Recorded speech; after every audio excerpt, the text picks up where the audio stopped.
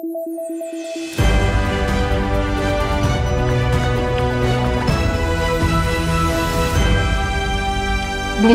et merci de nous rejoindre.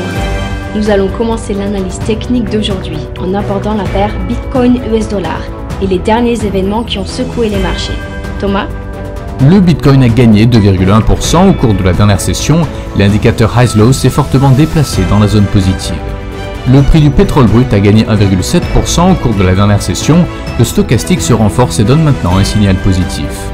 La paire euro-dollar a gagné 0,7% au cours des 3 dernières sessions. Le CCI se renforce et est actuellement positif. La paire Aussie-dollar a augmenté de 0,4% au cours de la dernière session.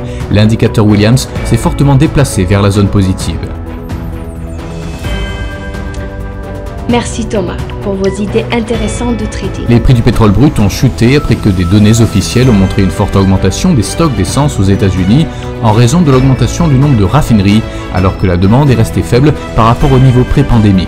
Le milliardaire Peter Thiel a fait des vagues lorsqu'il a suggéré que le Bitcoin pourrait être considéré comme une arme financière chinoise contre les États-Unis, car le Bitcoin mine le... La secrétaire d'État américaine au Trésor, Janet Yellen, a mis en garde contre le risque d'une divergence permanente de l'économie mondiale et a exhorté les grandes économies à s'efforcer de fournir de nouveaux soutiens. Merci Thomas. Écoutons à présent les événements économiques les plus importants pour aujourd'hui.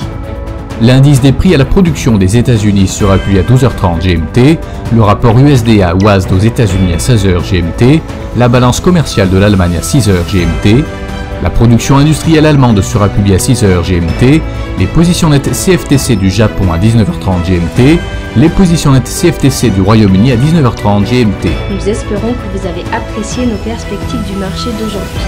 De la part de toute l'équipe, nous vous souhaitons une journée de trading productive. N'oubliez pas de nous rejoindre la prochaine fois pour toutes nos analyses des derniers événements et nouvelles sur les marchés financiers.